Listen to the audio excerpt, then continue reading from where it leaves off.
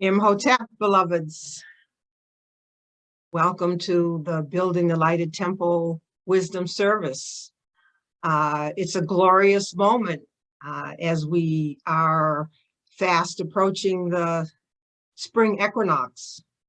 And so I begin by welcoming everyone today to the Building the Lighted Temple Wisdom Service. We have, in knowing what time it is, we are fast forwarding here in our springing forward in our daylight savings time. Some folks may have had that awareness, and others might think we have an hour more to sleep, but we don't. So I'm glad to everyone who has made it this morning. And just for the purpose of the recording, I begin by saying that I am Dr. Nteri Nelson, a metaphysician, a licensed clinician, and an educator, and co-founder of the Academy of Kemetic Education and Wellness. And we, once again, in the midst of these troubled times, come into these ethereal waters, this universalizing resonant vibrational field that we are cultivating, this etheric space, this virtual space, where we are able to amplify our vibration and distribute the light. So this is liberated space, beloveds. And so I want to welcome you. So people are up and about. Let me just say good morning to those who are here and are on time. Once again, this is a glorious moment that we are entering into, or that is arriving, this spring equinox. And so that next week will be dedicated to talking more about that. But today is certainly a preface of that, and it's what we've been talking about for some weeks, as we have been talking about the Ba soul and its journey. So I'm going to hold that image up as I have been doing so, because this is the Medjugorje symbol that our African ancestors of the Nile Valley used to symbolize the Ba soul. And we have been talking about that in the last videos, and I hope that you got to review the first one we did on this, and I will be uploading the one we did last week for your review as we now go on to the third in a series. Please do put your questions in the question and answer. I will get to them. Let's see, how many are here? Let's see, how are we doing? Up to, we're getting there. 17 people are rousing themselves. And speaking of rousing, we talked last week, and we'll visit again today, the naming of the Lord Neb of our earth, whose name is Geb, but whose name is also Negg or Ginging-ur, Negg-ur or Ginging-ur. And also, he is also called the great cackler. So, you know, when you think about it, what it means to cackle, a rooster cackles in the morning, and it's to rouse, it's to wake up. So this being who is ensouling our earth is one who is arousing us and stirring us into life. So let's look at where we are today.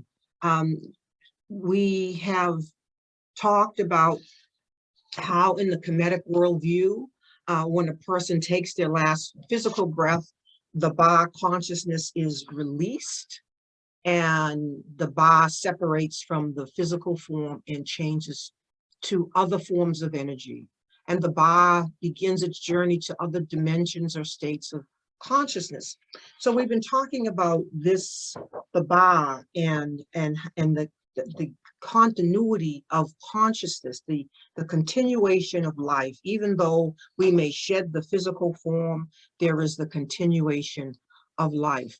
And so we are continuing in our the Ba soul in its journey, cosmogenesis and cosmogony of the golden sun egg. We are going to again talk more about this golden sun egg, this golden sun egg that in its cycle now is going to be coming over the eastern horizon as the sun begins, is at that spring equinox, that point of re-ascension in the sky. And we know that the Ba, we've learned, is an individuation of spirit.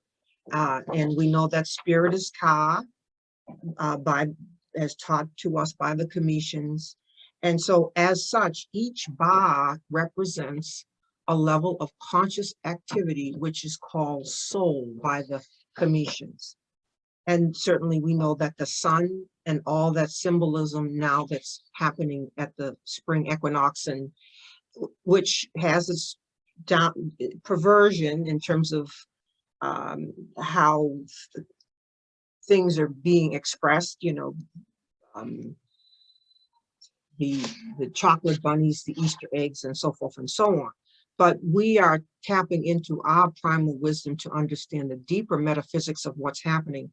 And especially given where we are in this dimensional shift. And so as we are embarking in these major wisdom studies in the spiritual journey of unfolding consciousness, which means we will be examining closely the Ba and its soul and its meaning.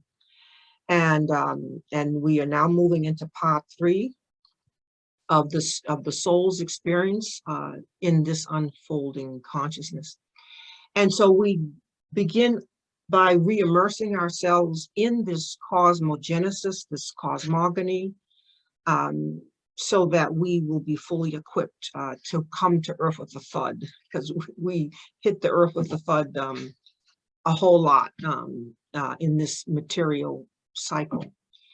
And so we want to have that wide angle celestial view so that we can then focus in and enjoy the journey terrestrially, because we have what? We have understanding. And when we have understanding, we can enjoy the journey more. There are the pleasures and pains that the Ba soul experiences in its spiritual journey of unfolding consciousness. We all know that there's pleasures and there's pains. And we are going to be looking at more and more deeply in the weeks ahead, not so much the pleasures, although the pleasures are there, but the pain of incarnation and what we must do in order to make this dimensional shift.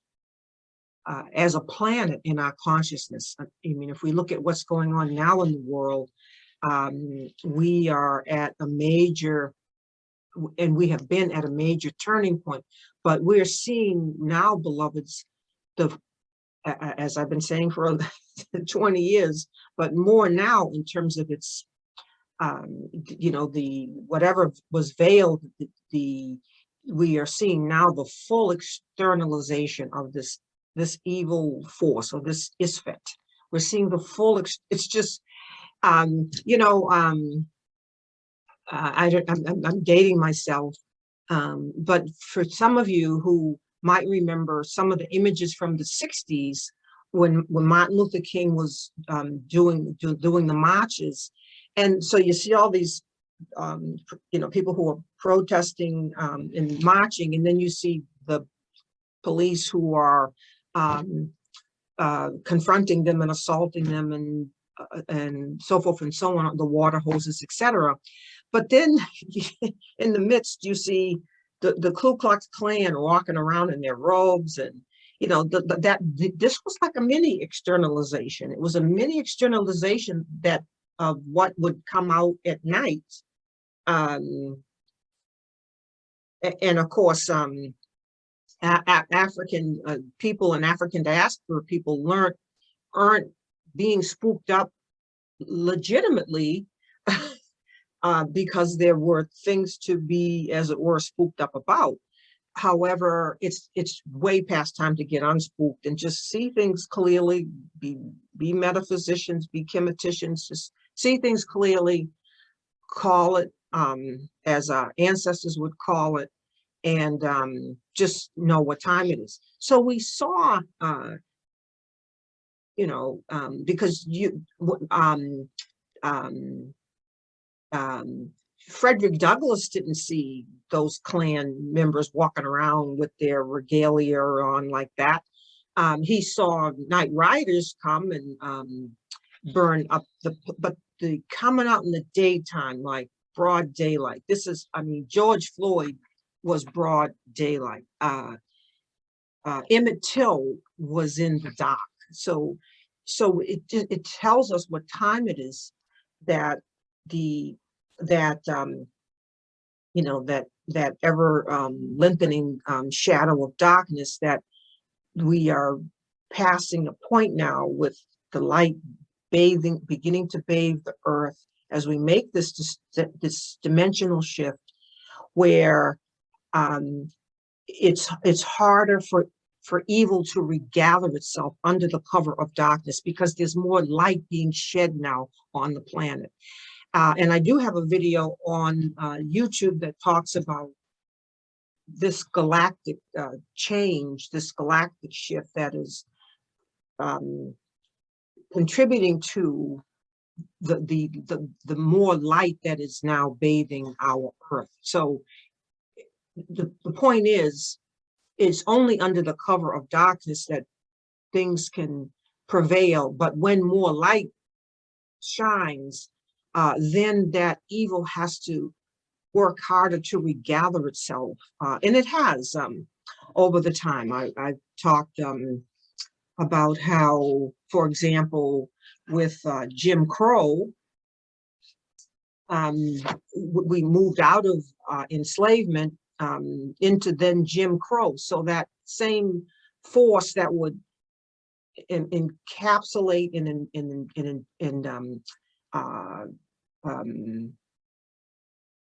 impede African people and the African spirit just regathered itself and came out in the form of Jim Crow and all the laws, etc. And then here we are in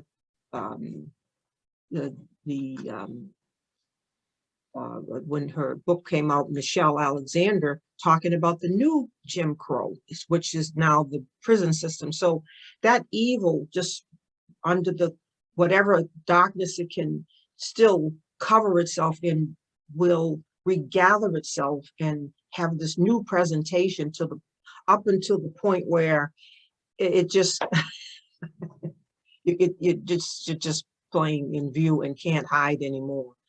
And when we see that coming, some think that that's a bad sign that things are happening, but actually, metaphysically, we see it as a good sign because the light of day is ferreting out that which would, Putin is certainly going to be ferreted out and destroyed.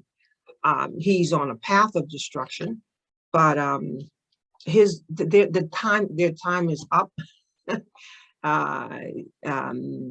The death knell in this material consciousness has been struck, and we, as I have talked about, see the writhing in the pain of having been dealt that death blow, and that's what makes this situation now most dangerous. We still have to get through. Hopefully, nobody makes the decision, because it's about a decision to use nuclear and chemical weaponry, and mankind has to make that decision, has to make the right decision not to go in that direction, and it hasn't been decided yet. So there is no bloating. There is only our hesi, our prayerfulness, that we are able to make it through this very narrow middle passage into this dimensional shift, and that good prevails over evil, that Ma'at will prevail over Isfet. So we have a lot of comments in the things in the chat here, or up to 18. Let me just take a peek at the chat so far, and then we're going to dig deep.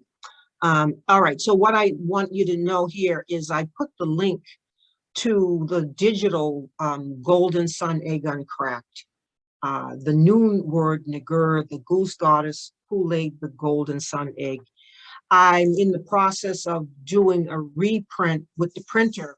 So if anyone has ordered the hard copy, know that it's going to take a little time. In the meantime, you can order, if you would like, the PDF that is available. And Keisha says, Hotep, everyone. Kathy says, Hotep. Keith says, peace. Anika says, Hotep. Mathematics says, Hotep. Nora says, great and grand rising. Rosalind, preach. Rosalind, Martha says, preach, Rosalind. Anika says, our ancestors still scared of our power. Nora, so beautifully spoken, Sister Rosalind. Anika says, I was just talking to my grandma about how our hometown used to be a sundown town. That's wow. Wow, that's a whole wisdom service that could be spoken on, Anika. Nikki says, so happy to see your beautiful face this morning. Thank you for being with us. Ah, beautiful. Okay, I hear you. Hotep, I can hear. Fine. Okay. Hotep, beautiful words and well put, Rose. All right, so here we take this plunge. Okay, beloveds, here we go. All right.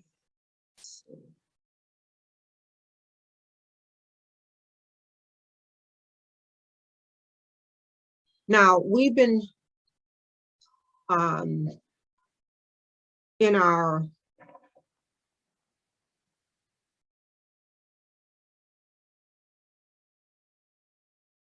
let me just go here a moment and then I'll go back.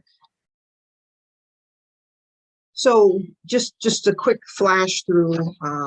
So we've been in our cosmogony and cosmogenesis. We have been talking about the arising of the universal Ba. So here we have the universal Ba arising out of the noon. We've been talking about that, all right? And please do return to earlier videos if you've missed any of that.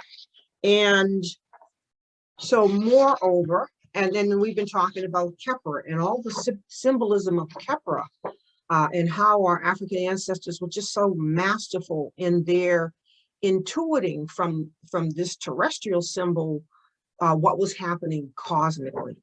And so that's in the video from last week, and that will be going up shortly.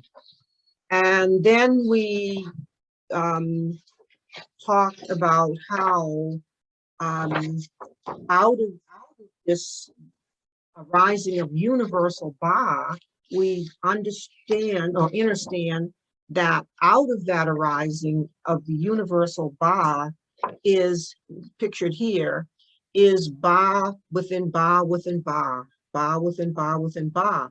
That in that great chain of being, there is Ba that is universal Ba, the being and souling universe in total, which our African ancestors couldn't see but intuited, and Ba, which is the being and souling the atom or the particles of the atom, because we know that the atom has been has Ba within it as well.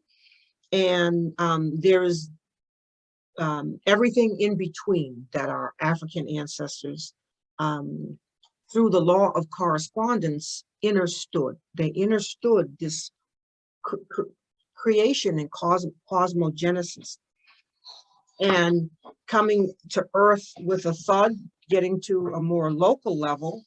Our African ancestors bring us here to the being that is ensouling our Earth. So here we are in our local home.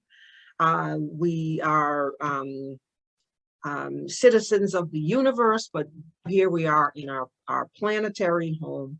And the name of that being who was ensouling our Earth, God informing our Earth, is called Geb.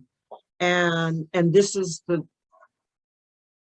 what this book is about, the golden sun egg, because there, just as there is the egg that is happening on the universal or the cosmic level, there is the egg that is happening on our local level. And the feminine, the masculine and the feminine principle coming together on that cosmic level, I mean on that terrestrial level, our earthly level, are Geb and Nut. All right, so these are the feminine and masculine energy on our local Ba level that are ensouling our Earth. And you see Geb and Nut here, and what I've written about 20 years ago is that this is the taking of that. The Masonic order would later take those symbolisms and of Geb and Nut. But in our African cosmology, we've been learning that Geb and Nut in turn give birth to Osir, Oset, Set, Nebuhet, and Haru Kent on Ma'ah. So here we have the family, the children, the Netru. So we are the children, the Netru. We are gods and goddesses. We are the children of, gods. Netru give birth to Netru. We are the children of the Netru of Geb and Nut. And so what happens in consciousness such that we would forget that? All right. So there are some things that have happened along the way, and let's just start to look at some things that have happened along the way. And let me go back here. Let's see. Okay. Our African ancestors understood this name. All right, if we begin to look at the name of our planetary god or Netcher, his name is Negg, or Ginging, and he is called, along with Nut, who laid the golden sun egg. But let's begin to look at and begin to dispel, as this book does. That's why you'll want to get the book ultimately. Let's just begin to dispel this word. And I showed you this last week. This is the Medjugorje of his name, Geb, Negg, Ginging. This is the Medjugorje of his name, and you'll see this in the book as well. So when we begin to dispel his name, and that's what happens in the book, one of the things we learn about the Medjugorje is that as Negg or Ginging is the name of the bull, the four-horned bull of heaven. It also means to cackle. So like the egg, the bull, for our African ancestors, the bull and the cow are symbols of generativity or fertility or virility. Think about the bull and the cow as the masculine and the feminine principle. And just like you can think about the male and the female, or the man and the woman, because there is that fecundation or generativity by the male of the female, who has all of those eggs within her. And think about the female who has all of those eggs that she is birthed with. So that principle of Khepera keeps repeating itself throughout the cosmos, that generativity. How are things? How is something coming into being? But when we look at this image here, we understand that our African ancestors said the Negg was the bull of heaven, or the bull, the cow. And so here they have pictured this bull, and who is that symbol? But what does the bull do? What does that cow do? The cow or bull is ascending these planes of consciousness, these 7 arits, or these 7 soul bodies, because this image has its correspondence with this image. And the ancients were familiar with the 7 planes or arits of consciousness, because remember, the egg is the I. All right, the egg is the I. So ba within ba within ba, I within I within I, egg within egg. Or and according to Fukuyao, and he talks about seed within seed within seed. So the ancients were familiar with the 7 planes of consciousness. So where is that I initially? It's here, but it's moving through the 7 planes of, or the 7 soul bodies, and which are also called the Heteru, or the celestial cow or goddesses. Heteru is also known as Hathor for the Greeks. So like the floors in an elevator ride, each represents a plane of consciousness, a vibrational field that must be ascended by the Negg. We are the Negg. We are the Negg. We are the egg. We are the ego. Just this play on words, right? And words we'll talk about in a moment in terms of vibration. But it's about a vibrational field that must be ascended by the Negg, or bull of heaven, who is pictured at the bottom and is you and me. All right. This is where we must ascend. And let me just see. So I'll just make a point here that it is Heteru who is able to glimpse that inner archetype or patterning of greater wholeness and beauty. That's part of our Heteru in the tree of life, able to glimpse that greater wholeness, moving us to greater, Heteru is assisting us in moving to greater expansions in consciousness, because it is through that Heteru or abstract mind that we're able to glimpse a wider whole, a wider vision, a wider aspiration. On a lower spiral, Heteru can be just about not aspire, but desire, and gets glommed onto a lower, can be an addictive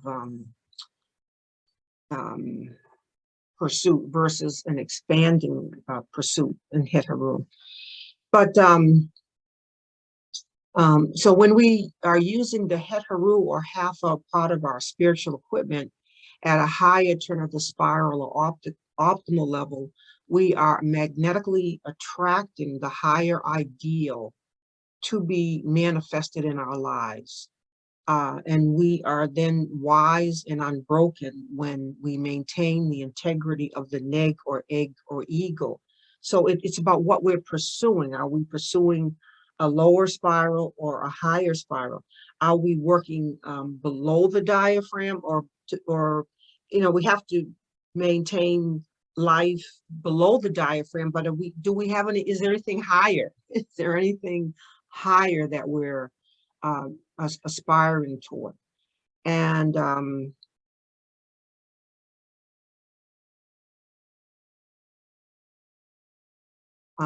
so,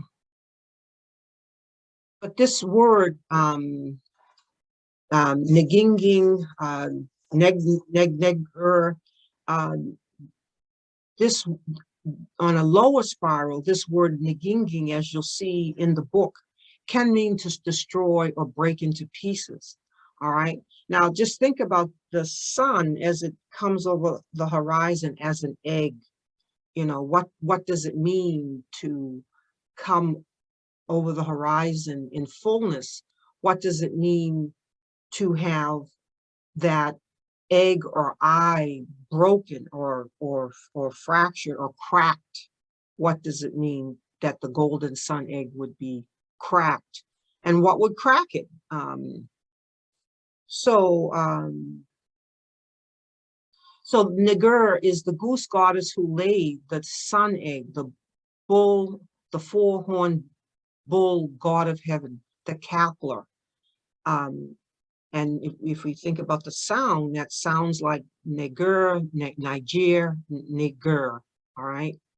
And so the question here becomes, beloveds, as I say in great detail in the book, in terms of meaning, is it possible, think about this, beloveds, is it possible that the word Negro, Niger, Negger may have older origin in its meaning than the negative 16th century one so familiar to the so-called modern world?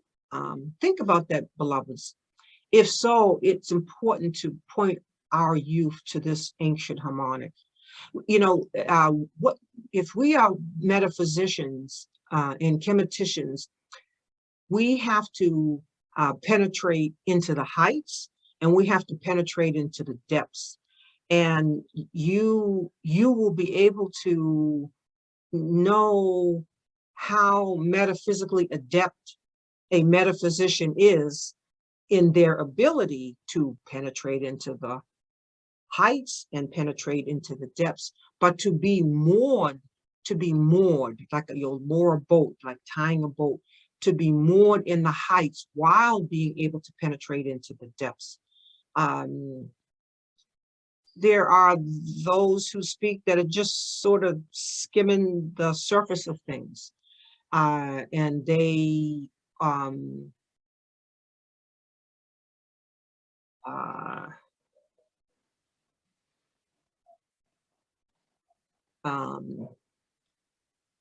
we metaphysicians have an obligation.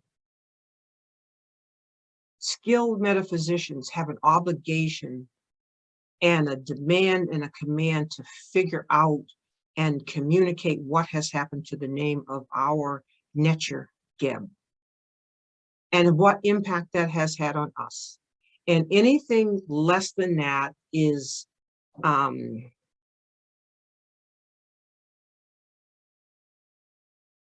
child's play, because this is no game we play.